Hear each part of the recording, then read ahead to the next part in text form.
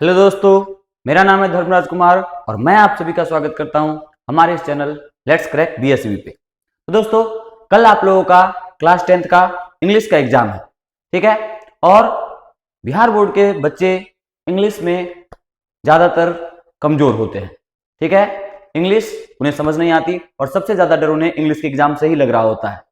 तो अगर आपको भी ऐसा इंग्लिश से डर लग रहा है तो आपको डरने की बिल्कुल जरूरत नहीं है। मैं यहाँ पे आपको कुछ ऐसे उपाय बताने वाला हूँ, कुछ ऐसी चीजें बताने वाला हूँ जिसके बाद आप इंग्लिश में अच्छा खासा स्कोर कर सकते हैं। आप पास तो होंगे ही, आप आराम से 40-50 मार्क्स तक ला सकते हैं, ठीक है। तो डरने की बिल्कुल जरूरत नहीं है। और डरना तो सबसे पहले इसलिए नहीं है क्योंकि जो आपका इंग्लिश का मार्क्स होता है वो आपके फाइनल मार्क्स में नहीं जुड़ता है। यानी कि इंग्लिश में मार्क्स अगर कम भी आए तो उससे आपके डिवीजन या आपके परसेंटेज पे कोई फर्क नहीं पड़ता है, ठीक है। लेकिन इंग्लिश में पास होना जरूरी होता है क्योंकि अगर आप इंग्लिश में भी फेल हुए तो आप एग्जाम में फेल हो जाएंगे, ठीक है। तो इसलिए और उसके अलावा अगर आप कभी आगे किसी डिफेंस लाइन में फॉर्म भरते हैं, नेवी हो गया, एयरफोर्स हो गया, तो वहां पे इंग्लिश में अच्छा मार्क्स होना जरूरी होता है, ठीक है। तो इसलिए इंग्लिश में मार्क्स लाने की कुछ ट्रिक्स को हम लोग यहाँ पे जानेंगे। तो चलिए शुरू करते हैं। बस आपको कुछ चीजें ध्यान रखनी है और आप आसानी से इंग्लिश में मार्क ला सकते हैं। देखिए, सबसे पहले तो हम लोग देखेंगे बिहार बोर्ड खुद नहीं चाहता कि बिहार बोर्ड के बच्चे इंग्लिश में पास ना हो। वो खुद चाहता है कि कैसे भी बच्चे कम से कम पास तो इंग्लिश में हो ही ले, ठीक है। और उसके लिए बिहार बोर्ड हमें हमारे एग्जाम में 20 मार्क्स का क्या देता है, वो हमें 20 मार्क्स का देता है अनसीन पैसेज, ठीक है। वो हमें 20 मार्क्स का क्या देता है, अनसीन पैसेज देता है। अनसीन पैसेज क्या होता है, इसमें क्या होता है कि आपको एक 4, 5, 6, 8, 10 लाइन का पैराग्राफ दे देगा और नीचे कुछ क्वेश्चन दे देंगे, ठीक है। आपको इन क्वेश्चन का आंसर इस पैराग्राफ से ढूंढना होता है, ठीक है। और ये आपके ऐसे दो पैराग्राफ दो अनसीन पैसेज होंगे और कुल मिला के आपका लगभग 10-20 नंबर का ये हो जाता है। तो आप 20 मार्क्स तो आप सीधे सीधे फ्री मिला सकते हैं।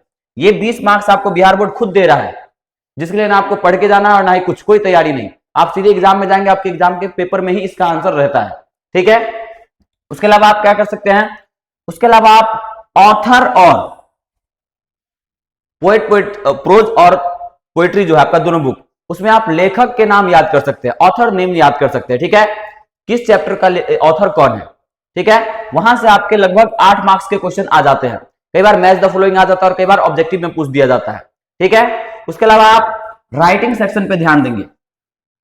आपके एग्जाम में 8 नंबर का लेटर और 5 या 10 नंबर का एस्से, 10 नंबर का शायद एस्से देता है, जो कि कुल मिला के आपके 18 मार्क्स का हो जाता है। तो ये आपको राइटिंग सेक्शन पे और ज्यादा ध्यान देना है। और उसके अलावा आपको ऑब्जेक्टिव क्वेश्चन में भी कुछ चीजें बताएंगे जिससे आप आसानी से मार्क्स ला सकते हैं। देखिए, शुरू करते हैं सबसे पहले हम लोग अनसीन पैसेज से। अनसीन पैसेज में क्या होता है, इस तरीके से आपके एग्जाम में कोई भी 2 लाइन, 4 लाइन, 10 लाइन का पैसेज दे दिया जाएगा, जिसमें आपको क्या करना होगा, नीचे जो क्वेश्चन दिए जाएंगे उस क्वेश्चन का आंसर लिखना होगा। ये आपके 20 मार्क्स का लगभग होता है। समझ में आ गया? देखिए कैसे, जैसे यहां पे हमारे पास एक पैराग्राफ है, यहां पे मैंने बहुत छोटा लिया, वो आपका कम से कम 5 से 7 लाइन का पैराग्राफ हो सकता है, ठीक है। देखिए, trees are very important for us, they give us oxygen to breathe, they also give us fruit, woods and medicine. अब देखिए यहां पे अगर आपको इंग्लिश नहीं भी आ रहा हो, सर हमको तो इंग्लिश आता नहीं है, हम समझेंगे कैसे क्या लिखा हुआ है, तो आपको उतना भी ध्यान नहीं देना है। आपको तो पहले ये पढ़ना ही नहीं है, आपको पहले पढ़ना है क्वेश्चन, पहले देखना है क्वेश्चन क्या है, what do tree give us to breathe. तो यहां पे हम लोग देखेंगे, कीवर्ड ढूंढेंगे। यहां पे क्या पूछ रहा है, ब्रीथ। हम लोग यहां पर देखेंगे कहां है ब्रीथ, इसमें ढूंढेंगे तो हमको यहां मिल रहा है ब्रीथ, ठीक है। तो बस ब्रीथ वाला पूरा लाइन हम उठा के डाल देंगे आंसर में। तो हम लोग क्या डाल देंगे, देखिए यहां ये फुल स्टॉप, ये लाइन खत्म हो चुका था, यहां से देखिए they give us oxygen to breathe, तो यहां से लेकर यहां तक फुल स्टॉप, इस फुल स्टॉप के बाद से इस फुल स्टॉप तक हम क्या करेंगे, इसके आंसर में डाल देंगे। और ऐसे ही क्वेश्चन आपके उस अनसीन पैसेज में पूछे जाएंगे, ठीक है। तो आप ये डाल दिए और आपको नंबर मिल गया। इस तरीके से आपके अनसीन पैसेज से आपको 20 मार्क्स मिल सकते हैं। ठीक है। तो 20 नंबर तो आपको बिहार बोर्ड फ्री में ही दे रहा है, तो उसके लिए तो आपको कोई दिक्कत लेने की जरूरत ही नहीं है। 20 मार्क्स आ गए, आपको पास होने के लिए 33 मार्क्स चाहिए, और देखिए 20 मार्क्स आपका ऐसे ही आ जाता है। ठीक है, अब आगे देखिए, आपको उसमें क्या करना है, सबसे पहले क्वेश्चन पढ़ना है, फिर क्वेश्चन के बाद उसमें कीवर्ड ढूंढना है। जैसे कि अभी आपको बताया पिछले अति में, आपको यहाँ पे बताया कि कीवर्ड, क्वेश्चन में मैन पूछ क्या रहा है उतना देख लेना है, ब्रीथ, और आंसर में आपको वही कीवर्ड ढूंढना है कि कहां पे वो कीवर्ड हमारे पास अवेलेबल है, और वही लाइन आपको आपका आंसर हो जाएगा। ठीक है, सीधे कॉपी पेस्ट कर देना आपको उस लाइन को। आगे देखिए, अब अगला आता है आपका लेटर। लेटर में क्या है, देखिए लेटर में कहेंगे सर हमको तो इंग्लिश आता नहीं, हम इंग्लिश में लेटर कैसे लिखेंगे? तो इंग्लिश में लेटर लिखने की जरूरत नहीं है, मतलब लेटर लिखना है, लेकिन आपको उसके लिए जरूरी नहीं कि आपको इंग्लिश आता हो इंग्लिश में लेटर लिखना। आपको बताते हैं कुछ चीजें, देखिए आप कितनी आसानी से लेटर लिख सकते हैं। एक मिनट, अच्छा ये तो आपका ऑथर हो गया, ये तो आपका ऑथर नेम हो गया, लिटरेचर वगैरह में ऑथर नेम। अब ऑथर नेम वगैरह जो होता है वो आपके 8 मार्क्स का पूछा जाता है, लगभग 5 से लेकर 8 मार्क्स तक पूछा जाता है। ये आपके कभी ऑब्जेक्टिव में पूछ देगा इसका ऑथर कौन है, इसका ऑथर कौन है, या फिर कभी कभी मैच द फॉलोइंग में पूछ देता है, जैसे आपको दिखाते हैं हम इस तरीके से। कभी कभी आपके मैच द फॉलोइंग में क्या किया जाता है, पूछ दिया जाता है कि गिल्लू का ऑथर कौन है। आपको एक तरफ गिल्लू ये सारी चीजें दे देंगे, एक तरफ आपको क्या करेंगे, ऑथर्स के नाम दे देंगे, आपको मैच करना होता है। ठीक है, तो इस तरीके से आपसे क्वेश्चन पूछा जा सकता है, या फिर आपको ऑब्जेक्टिव में क्वेश्चन पूछा जा सकता है। तो ये आप ऑथर नेम आपके बुक में दिया हुआ है, आप जैसे इंग्लिश बुक खोलेंगे कंटेंट नेम देखेंगे, वहां पे आपको पहले सारे ऑथर और चैप्टर्स नेम मिल जाएंगे, वहां से आपको ये दोनों चीजें याद कर लेनी है। ठीक है, ऑथर और चैप्टर नेम याद कर लेना है। उसके अलावा आप देखिए, अब आते हैं हम लोग राइटिंग पे। आपका जो राइटिंग है यानी कि लेटर और एस्से, दो चीजें, लेटर और एस्से, एप्लीकेशन वगैरह जो लिखने के लिए दिया जाता है। ठीक है, इन दोनों में आपको क्या करना है, आपको बस फॉर्मेटिंग का ध्यान रखना है। आपको लिखने नहीं आ रहा उससे कोई दिक्कत नहीं है, आपको बस फॉर्मेटिंग का ध्यान रखना है। फॉर्मेटिंग में क्या कि कौन सी चीजें कहां होंगी, ठीक है, कौन सी चीजें कहां लिखनी है, वो चीज आपको मेन ध्यान रखना है। देखिए जैसे अगर हम लोग यहां पे देखते हैं, यहां पे एक एप्लीकेशन लिखा गया है, ठीक है, प्रिंसिपल के पास लिखा गया है, तो आपको ये ध्यान रखना है कि कहां पर क्या लिखना है। सबसे पहले आपको ऊपर में टू लिखना है, द प्रिंसिपल लिखना है, फिर आपको स्कूल का नाम लिखना है, फिर आपको स्कूल का एड्रेस लिखना है उसके नीचे, ठीक है, और फिर उसके बाद आपको डेट लिखना है, फिर आपको यहाँ पे सब्जेक्ट देकर और किस लिए लिख रहे हैं, जैसे ये सिक लीव के लिए, बीमार होने की वजह से छुट्टी के लिए लिख रहे हैं, ठीक है, तो सिक लीव। और फिर आप ये जो आपका है, ये जो एरिया है, इसमें आप अपने भाषा में टूटी फूटी भाषा में भी अगर कुछ लिख देते हैं, दो चार लाइन, बस कारण बता पाए कि आपको क्यों चाहिए लीव। जैसे आपकी बहन की शादी है तो लिख देंगे I want to leave for my sister's wedding, ठीक है, इस तरह के आप कुछ भी टूटी फूटी इंग्लिश में अगर लिख देते हैं तो भी आपको मार्क्स मिल जाएंगे। ठीक है, पूरा मार्क्स नहीं मिलेगा, लेकिन 8 में से आपको 4 से 5 मार्क्स पक्का मिल जाएगा। ठीक है, इसमें आप अगर इतना नहीं भी लिखते हैं, 2 से 3 लाइन भी लिख देते हैं तो भी आपको मार्क्स मिलेंगे। ठीक है, बस आपका मेन होता है कि आपका फॉर्मेट, जो चीजें जहां होनी चाहिए, टू प्रिंसिपल जहां होना चाहिए, स्कूल नेम कहां होना चाहिए, डेट कहां होना चाहिए, ये सारी चीजें अगर आप सही सही जगह पे लिख देते हैं, फिर नीचे क्या लिखना है, थैंक यू, योर ओबीडिएंटली, फिर आप नाम लिखेंगे, फिर वहां रोल नंबर लिखेंगे, फिर क्लास लिखेंगे, ये सारी चीजें अगर आप सही सही जगह पर लिख देते हैं तो आपको मार्क्स मिल जाएंगे। ठीक है, ये सारी चीजें आपको बस सही जगह पर लिखनी है। ये इस बीच वाला जो इतना है, ये आप सोचेंगे कि हम इंग्लिश में लिखने जाएंगे, तो जरूरत नहीं है। ठीक है, आप टूटी फूटी इंग्लिश में भी थोड़ा मोड़ा लिख सकते हैं, बस उतने से बस कारण आप बता दें कि क्यों छुट्टी चाहिए, बाकी सब चीज ठीक है, उसको आपको मार्क्स आपका मिल जाएगा। अब आगे देखिए,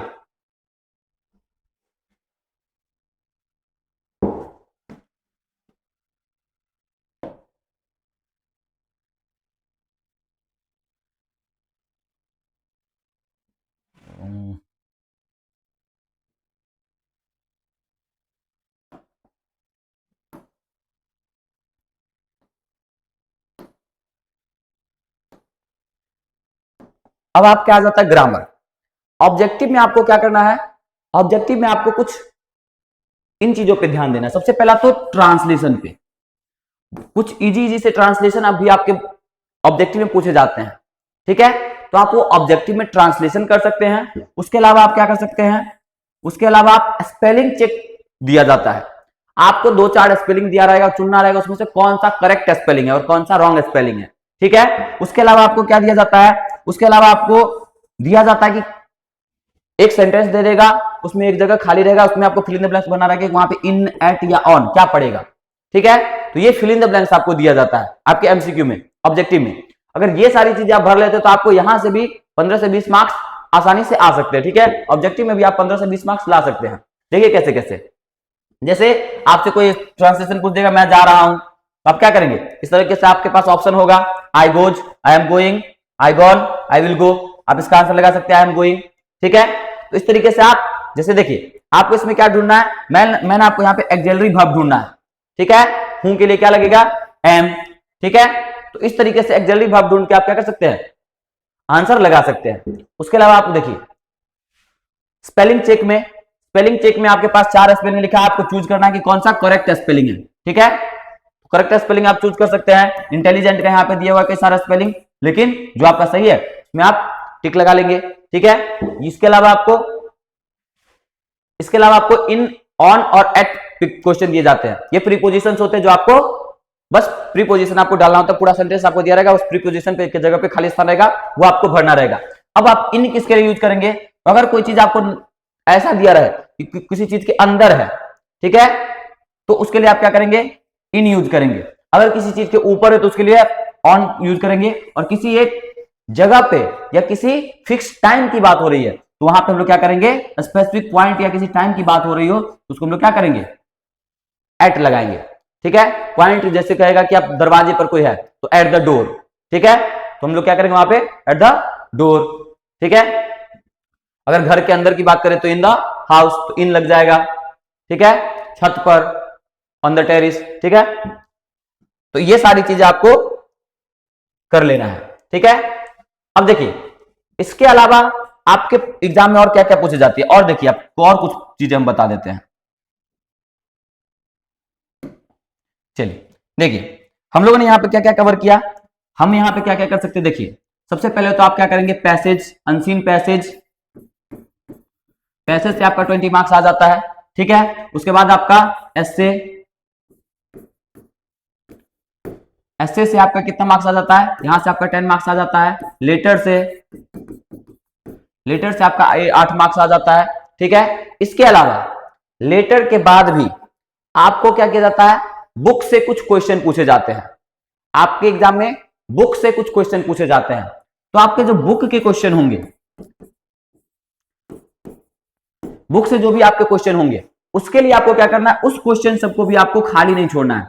जो भी क्वेश्चन है उन सब में या तो आप अपने मन से कुछ भर दीजिए, या फिर आपको जो पैसेज में लाइन दिए गए हैं इंग्लिश में, उस पैसेज से उठाकर आप एक एक लाइन, दो दो लाइन लिख दीजिए। पैसेज से उठा के भी आप क्या कीजिए, एक दो लाइन करके लिख दीजिए, लेकिन क्वेश्चन को आप बिल्कुल खाली मत छोड़ के आइएगा, जो क्वेश्चन है सभी को बनाकर आइएगा, ठीक है। तो आप ये सारे काम कर सकते हैं। एस्से में आपको क्या किया जाएगा, एस्से आपको किसी टॉपिक पे लिखने के लिए दिया जाएगा, उसमें भी आप अपनी भाषा में टूटी फूटी इंग्लिश में लिख सकते हैं, ठीक है। जैसे आपको दे दिया गया एनवायरमेंट पे, तो आप लिख सकते हैं कि our environment is necessary for us, we should keep it clean, ठीक है। हमको एनवायरमेंट साफ रखना चाहिए, इसको पॉल्यूटेड नहीं करना चाहिए। सारी चीजें आप अपनी भाषा में टूटी फूटी इंग्लिश में लिख सकते हैं, तो यहां से आप मार्क्स ले सकते हैं। पैसेज से आप ये क्वेश्चन बना सकते हैं, ठीक है, जो आपको बुक से पूछा जाएगा। उसके अलावा तो यहां से अगर आप बुक के क्वेश्चन भी बना देते हैं, अगर ये वगैरह भी भर के, तो यहां से भी आपके पास कुछ 5 से 8 नंबर आ जाएंगे, ठीक है। उसके अलावा आपको क्या करना है, ऑब्जेक्टिव आपको बताया है, ऑब्जेक्टिव में अगर आप 15-20 मार्क्स ले आते हैं, मान लेते हैं अगर 15 मार्क्स भी ले आते हैं ये सारी चीजें करके, स्पेलिंग, ट्रांसलेशन, ये सारी चीजें, और बाकी तो आपको पूरा ही लगाना है, क्योंकि नेगेटिव मार्क आप नंबर तो कटता नहीं आपका कुछ गलत भरने का, तो आपको तो पूरा 50 का 50 ऑब्जेक्टिव लगाना ही है। उसमें से अगर कुछ भी सही होकर अगर 15 मार्क्स भी आता है आपको ये सारा चीज करके, तो देखिए आपके पास कितने मार्क्स हो जाते हैं, 20, 30, 38, 38 और 5 43, और 43 और 15 आपके 68 मार्क्स हो जाते हैं। तो क्या आपको इंग्लिश से डरने की जरूरत है? नहीं, बिल्कुल भी नहीं। आप बस इतना सारा चीज कर दीजिए, आप 50 पार ऐसे ही चले जाएंगे, तो आपको बिल्कुल भी इंग्लिश से डरने की जरूरत नहीं है। बस बढ़िया से जाइए, आराम से अच्छे से एग्जाम दीजिए, और इन सभी चीजों का ध्यान रखिए, बिल्कुल भी पैनिक करने की जरूरत नहीं है। आपको सबसे पहले किस पे ध्यान देना है, अनसीन पैसेज पे 20 मार्क्स वहां से पक्के कीजिए। फिर आपको लिटरेचर का नाम याद कर लेना है, ऑथर का नाम याद कर लेना है, लिटरेचर और ऑथर का नाम याद कर लेना है, और यहां से आपके 8 मार्क्स पक्के हो जाते हैं। आपको राइटिंग और लेटर और ऐसे का फॉर्मेट समझ लेना है, वहां से आपके 8 से 13 मार्क्स पक्के हो जाते हैं। और आपको बाकी स्पेलिंग, ट्रांसलेशन वगैरह ये सारी चीजें कर लेनी है। और कुल मिला के आप ऐसे ही आराम से बिना पढ़े भी, अगर अभी तक आपने कुछ नहीं पढ़ा फिर भी आप 50 से ऊपर मार्क्स ला सकते हैं। ठीक है, तो कैसा लगा आपको वीडियो? अगर आपको ये वीडियो अच्छा लगा है तो सब्सक्राइब कीजिए, लाइक कीजिए और अपने दोस्तों के साथ भी शेयर कीजिए ताकि वो भी पास हो सके। ठीक है, इंग्लिश से डरने की जरूरत नहीं है। तो चलिए मिलते हैं अपने अगले वीडियो में, तब तक के लिए पढ़ते रहिए, बढ़ते रहिए। Let's study, let's grow, let's crack BSc।